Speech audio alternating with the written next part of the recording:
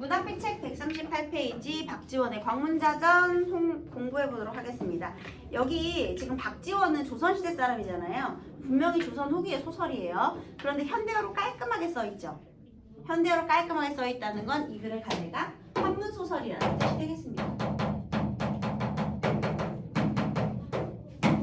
그래서 특히 박지원의 소설이다 그러면 우리 대충 주제의식을 생각해 볼 수 있잖아요. 박지원 어떤 사람이죠? 조선 후기 실학사상가. 특히 북학파 청나라와의 교류를 통한 부국강병을 주장하신 분이신데요. 명분과 실리 중에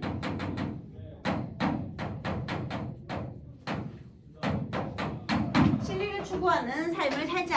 학문 연구도 명분이 아닌 실리를 위한 학문 연구를 하자. 그리고 또 지금 청나라가 대세니 청나라가 얘들아 은 생산량의 전 세계 은의 80%를 소유하고 있던 엄청난 부자 나라예요. 그러니까 우리 청나라와의 교류를 통해서 부국강병을 꿈꿔야 된다 이렇게 주장하신 분이 되겠습니다. 그런데 우리 당대 조선은 성리학자들이 우세했기 때문에 이 성리학자들은 또 명분 찾잖아요. 명나라 우리 어버이의 나라 아니겠습니까? 그래서 명나라를 향한 의리 때문에 청나라를 배척하는 경향이 있었는데요. 그게 이제 답답한 거야. 그래서 여러 가지 작품을 통해서 지금 이 조선시대의 현실을 우의적으로 계속해서 풍자하려고 했어요. 그래서 바로 풍자소설. 자, 그럼 어떤 내용이 드러나 있는지 한번 보도록 하겠습니다. 우리 광문이란 자는 한 비렁뱅이다. 여러분 여기서 주인공이 광문자일 거 아니겠습니까? 그쵸? 광문자전. 광문이란 사람에 대한 이야기예요. 자는 농자자거든요. 그러니까 광문이란 놈의 이야기예요. 이름이 광문자가 아니고요. 그러면 주인공은 광문. 근데 여기서 광문은 뭐 하는 애라고요?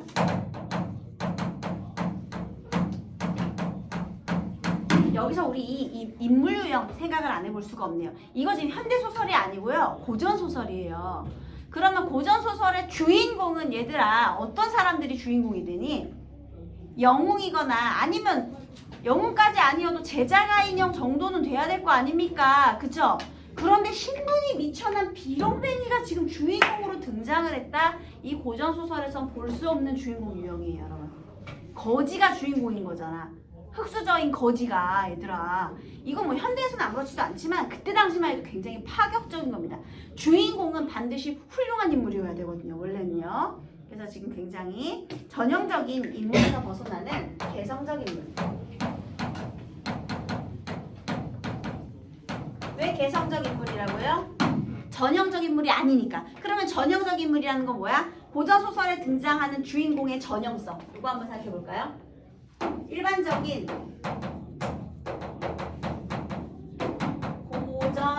고전소설의 주인공 그게 전형적인 인물이거든요.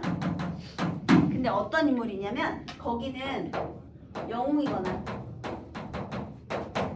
제자 가인 형이거나 그래야 돼요. 얘들아 영웅과 제자가 있는 차이는 선생님 저번에 설명했죠? 도수를 부리느냐 아니냐의 차이. 도수를 부리거나 아니면 재주 많은 놈, 아름다운 사람 그러니까 능력도 출중해, 외모도 훌륭해, 인성도 훌륭해 이런 사람이 주인공인데 여기서 주인공의 전형에서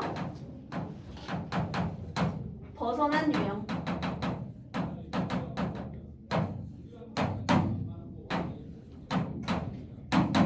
벗어난 새로운 유형 그게 바로 개성적 인물이 되겠습니다. 알겠죠? 자 그래서 그는 일찍이 종로가 종로예요. 서울 한복판 종로 사거리 저자라는 건 얘들아 시장거리죠. 시장을 돌아다니며 밥을 빌었다. 얘들아 빌어먹는다가 뭐예요? 국어에서 얻어먹는 거야. 그 니네 그런 욕하잖아. 이런 빌어먹. 그 뒤에 뭐가 생략된 거야? 이 빌어먹을 노마. 한마디로 이 그지 생활을 할 노마, 구걸하게 살 노마 이런 욕이에요. 여러분 빌어먹으리라는 게. 그 빌어먹을의 유래는 여기서 온 겁니다. 빌어먹다는 구걸해서 먹다는 뜻이에요. 자 그래서 밥을 빌었다. 그리하여 길거리에 다니는 뭇 비렁뱅이 아이들은 모두 광문이를 그 폐의 두 우두머리로 추대하여 그 애들의 보금자리인 구멍집을 지키겠다. 광문이는요 비렁뱅이의 심지어 우두머리격이었대요. 한마디로 거지 두목이죠. 거지의 두목이 된 그런 인물입니다. 날씨가 춥고 진눈깨비가 섞여 내리던 어느 날이었다. 겨울이네요. 모든 아이들은 서로 이끌고 밥을 빌려 나가고 다만 한 아이만이 병에 걸려 구멍집을 떠나지 못했다. 이윽고 그 아이의 추위는 점차 더하여가고 다만 그 추위는 더하여가고 신음하는 소리가 유달리 구슬펐다. 광문이는 홀로 매우 불쌍히 여기다가 끝내 견디지 못해서 구멍집을 나와서 밥을 빌다가 돌아왔다. 그 병든 아이에게 먹이려 했으나 그 아이는 벌써 숨결이 지고 말았다.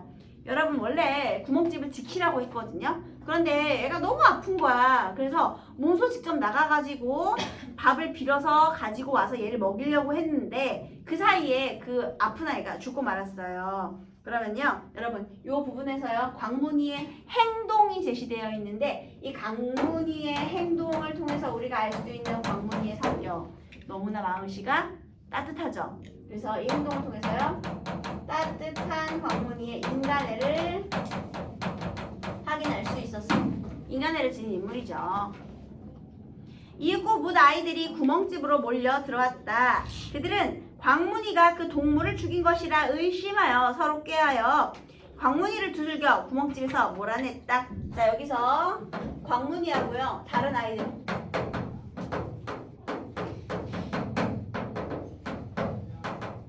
자 지금 여기서요 얘네들이 얘를 어떻게 하고 있어요?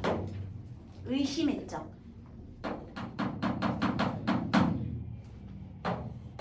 왜냐하면 죽어 있었으니까 앞뒤는 따지지도 않고 네가 죽였지? 지금 이렇게 되는 거예요. 그래서요 광문이 하는 수 없이 도망하여 밤중에 엉금엉금 기어서 동네 집으로 들어가 그 집 개를 놀래 깨웠다. 개소리에 잠을 깬 그 주인 영감이 밖으로 나와서 광문이를 잡아 묶었다. 광문이는 나는 원수들을 피해온 놈이유. 조금도 도둑질할 뜻은 없어요. 주인 영감이 기어코 내 말을 믿지 않는다면 밝은 아침 나절에 종루 저자에서 밝혀드리겠어요. 자 원수들 원수가 누굴까요? 이거 애들이겠지. 얘들아 지금 어떻게 된 상황이야? 이거 한문 소설이잖아. 그러니까 이걸 현대어로 해석하는 과정에서 좀 매끄럽지 않은 부분이 있을 수 있어요, 여러분. 지금 내용을 전체적인 줄거리를 이해해야 돼. 얘들아 어떻게 된 거냐면 광문이가 쫓겨났어. 근데 지금 아까 진눈깨비 내려오고 날씨 춥잖아. 그러니까 어디 따뜻한 집으로 이렇게 몰래 거기 이렇게 좀 처마 같은 데라도 들어가려고 얘가 어디 집에 들어간 거야. 근데 거기 갑자기 개가 막 짖은 거야. 그리고 주인 영감이 깬 거지. 그래가지고 얘를 잡았어. 근데 얘가 이제 얘기하는 거지. 아니 나는 여기 도둑질하러 온 게 아니라 그냥 원수 피해가지고 도망온 거다. 이런 식으로 하고 해친다. 그의 말씨는 정말 끊임없는 순진 그대로이다. 얘는 따뜻한 인간애를 지녔고요. 굉장히 순진한 성격을 가지고 있네요. 주인 영감은 벌써 얘는 어떻게 했어? 직접 설명했죠. 순진한 그대로이다. 이렇게. 그 다음에 주인 영감은 벌써 마음속으로 광문이가 도적이 아님을 알아채고는 그 이튿날 새벽에 풀어주었다. 자 여기서요 광문이가 숨어 들어간 어떤 주인 영감은요 광문이의 이런 순수함을 알아챘죠. 그러니까 얘는 안목이 있는 인물 이렇게 되겠습니다. 광문이는 곧 감사를 드리고 거적대기를 얻어갖고는 가버렸다. 그 행동을 본 주인 영감은 끝내 괴히 여기서 거적대기가 뭐냐면요 이렇게 가만히 천 있죠. 그러니까 지푸라기 엮어가지고 이렇게 있는 거 있잖아. 그거를 가져가더래. 저걸 왜 가져갈까 이상했대요. 그래서 몰래 뒤를 따라가 봤더니요 마침 묻 비렁뱅이가 한 시체를 이끌고 수표교에 이르러서 수표교는 청기천 다리예요. 그 시체를 다리 아래 번지고 가버린다. 어머 아까 죽은 애 있죠? 그 죽은 아이 시체를 얘가 어떻게 했어? 그냥 내던진. 시체를 다리 밑에 내던진. 너네들이 생각했을 때 조선시대 사람이야. 너네들이 사람이 죽었어. 그럼 그 시체를 어떻게 하죠? 조선시대 사람들은요? 물에다가 던져요? 장례 지내려면 일단 어떻게 하지? 장례 지내고 나서 어떻게 하지? 그렇지, 묻어야지. 왜냐하면 우리 흙으로 돌려보내야 되거든요. 시체를 훼손하면 돼, 안 돼? 안 되는 거야. 그래서요, 걔를 이제 뭐 들짐승들 같은 애들이 이렇게 먹지 않게 잘 묻어줘야 된단 말이야. 기본적으로 땅을 파서 묻어줘야 되는 거야. 근데 얘네들이 어떻게 했어? 귀찮으니까 던진 거야. 왜냐면 땅을 팔려면 한참 요만큼 파서 되겠냐? 시체를 묻을 정도면 굉장히 깊이 파야 되잖아요. 파고 나서 이렇게 단단하게 이렇게 해주고 해야 되니까 귀찮은 거야. 비인간적이죠. 한때는 같이 있던 동료인데 시체를 던져버렸어. 그래가지고요, 광문이가 다리 속에 숨었다가 여기 이렇게 시체를 내던지는 비인간적인 행동, 우리 뭘 인정함이라고 해요. 그런데 비렁뱅이가 여기서 이제 광문이가 다리 속에 숨었다가 시체를 거적대기 속에 싸서, 아 여러분, 아까 거적대기를 왜 얻어온 거예요? 처음부터 이 아이의 시체를 잘 싸서 묻어주려고. 그쵸? 그래서 남몰래 지고 가서 서문 밖 무덤 사이에 묻고 나서 울면서 무슨 말을 중얼거린다. 무슨 말 중얼거렸겠니? 에이그, 일은 한평생 너무 힘들게 살았는데 다음에는 좋은 부잣집의 아들로 태어나라, 뭐 이런 얘기 했겠지. 한마디로요, 장례를 치러준 거죠. 그래서 얘는 시체를 내던졌지만요, 얘는 어떤 행동을 했느냐? 얘는 장례를 치러주었죠.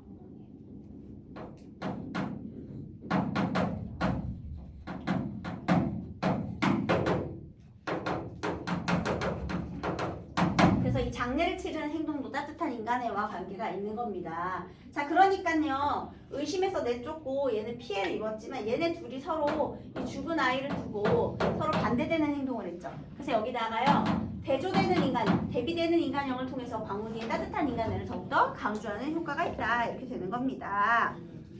그래서요, 그것을 본 주인 영감은 광문이를 잡고 영문을 물었다. 광문이는 그제야 그에 앞서 한 일과 어제 한 일들을 숨김없이 다 밝혔다. 주인 영감은 마음속으로 광문이의 일을 의롭게 여겨서 그와 함께 집으로 돌아와서 옷을 갈아입히고 모든 것을 우대하였다.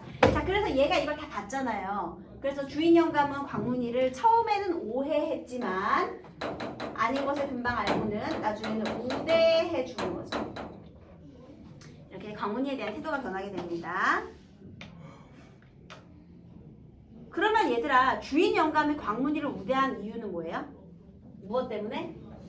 광문이의 이 따뜻한 마음씨 때문에. 그러니까 얘도 이 따뜻한 마음을 알아볼 수 있는 안골진 인물이라는 겁니다. 그리고 주인 영감은요, 광문이를 어떤 약방 부자에게 추천하여 보용사를 시켰어. 그러니까 일자리를 소개해준 거야. 너무 착하니까. 그래서 주인 영감 소개로 이번에는 약방 영감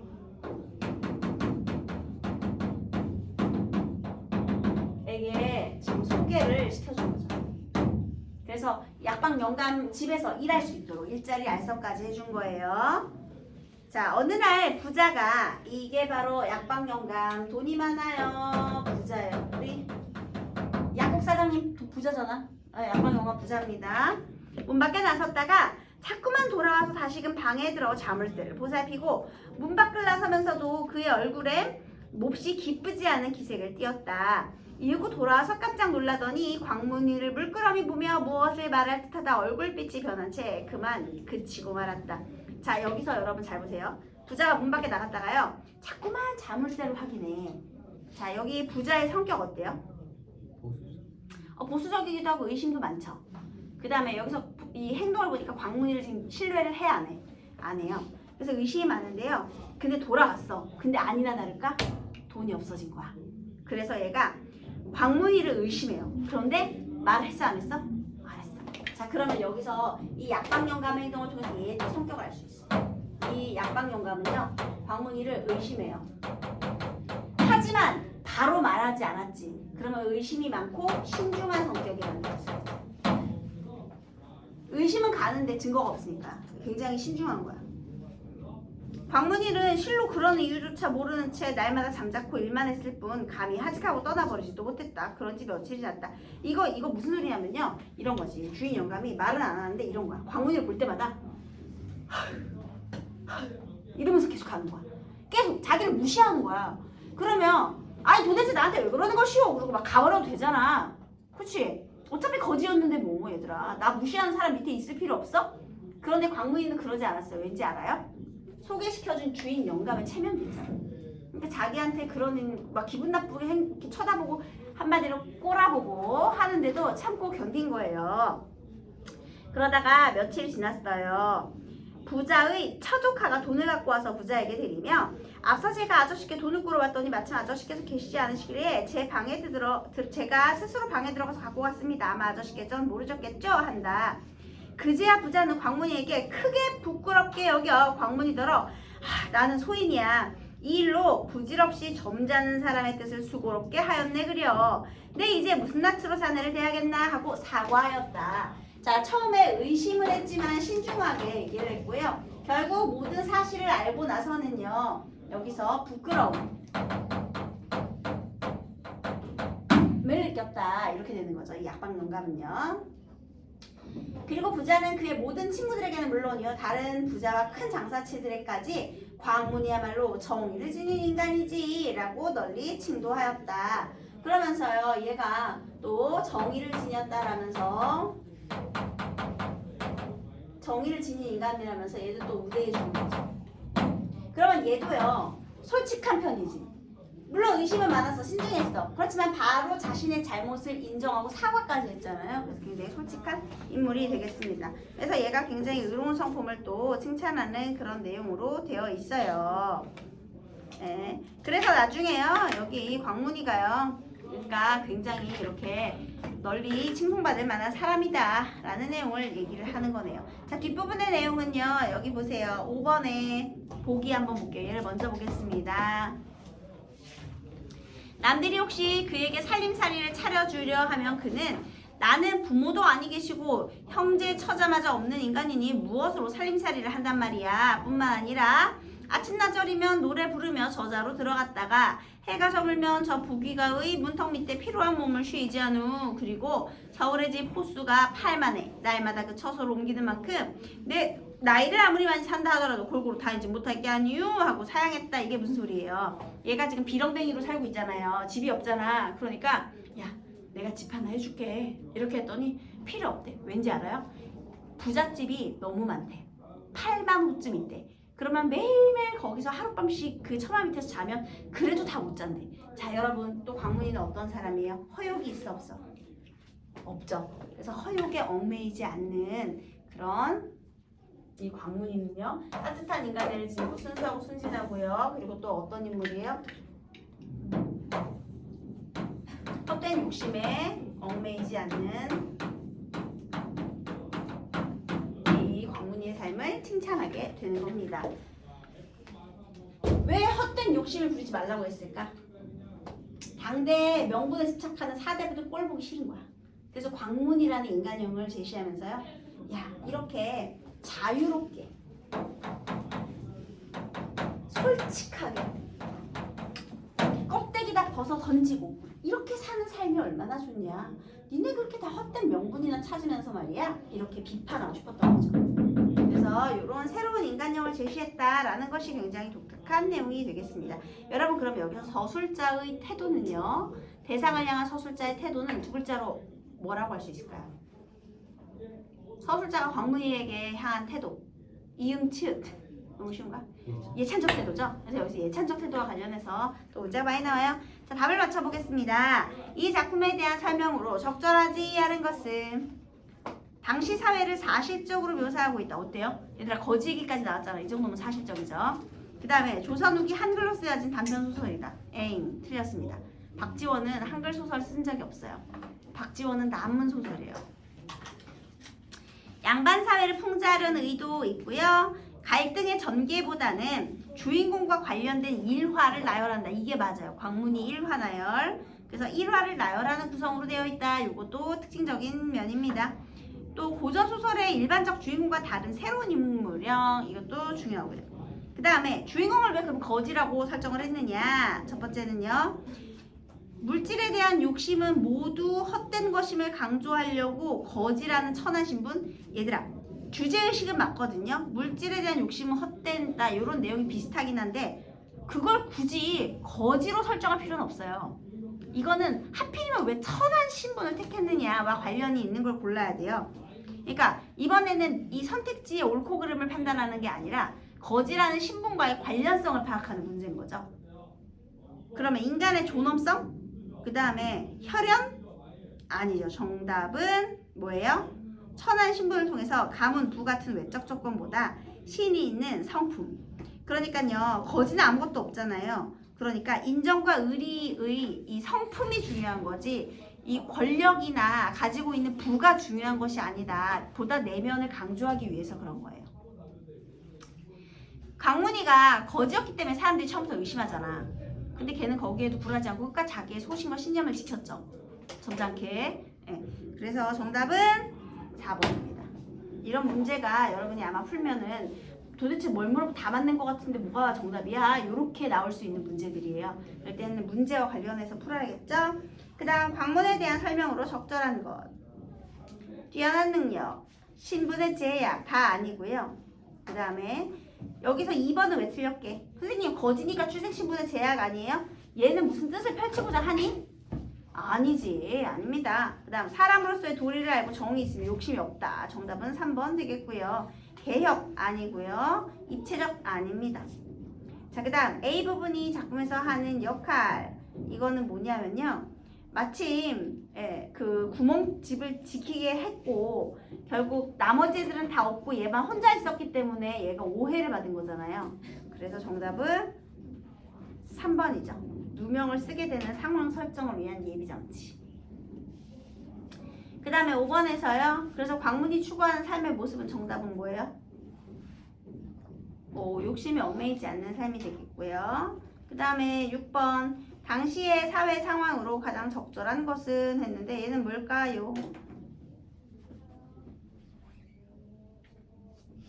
광문은 궁한 거린으로서 그 명성이 실상보다 더 컸다. 실제는 더럽고 추워요. 보잘것 없었지만 그의 성품과 행적으로 나타난 모습만은 참으로 대단한 것이었다. 그리고 그는 원래 세상에서 명성 얻기를 좋아하지도 않았다. 그러나 형별을 면하지 못하였다. 하물며 도둑질로 명성을 훔치고 돈으로 산 가짜 명성을 가지고 다툴 일인가. 여기서요. 결국에 광문이가 뭐 형벌을 면하지 못했대요. 그러면 여기서요. 뭘 비판하고자 하는 거야? 얘네 이렇게 훌륭한데도 거렁뱅이 신분이라는 것 때문에 이렇게 하는데 도둑질로 명성을 훔치고 돈으로 산 가짜 명성을 가지고 다툴 일이가 이게 중요한 거거든요. 명성을 훔친다, 신분을 훔친다는 거예요. 뭐예요? 한마디로 신분 매매에 대한 비판적인 의도를 드러내는 거죠. 돈으로 산 가짜 명성 갖고 다투고 그러니까 이게 권력을 사고팔고 하는 거죠. 신분의 매매. 그래서 정답이 3번이 되겠습니다. 유충야전의 줄거리, 유충야전 저번에 선생님이 설명했잖아요. 그래서 광문과의 차이점은요. 뭐예요? 얘는 명문가의 후손이죠. 유충열은요. 그런데 광문은 어때요? 미천한 비렁뱅이. 그래서 좀 혈통이 있는 집안이냐, 고귀한 혈통을 가졌느냐, 아니면 신분이 미천한 비렁뱅이냐, 이 차이가 답이 되겠습니다. 부문은 다음에 할 거고요, 여러분. 137페이지까지가 숙제였는데 이거 지금 안 한 사람 너무 많죠? 이거 빨리 풀고 채점하셔야 돼요. 그 다음에 지금 시간 조금 남았으니 홍계월전도 같이 설명하도록 하겠습니다.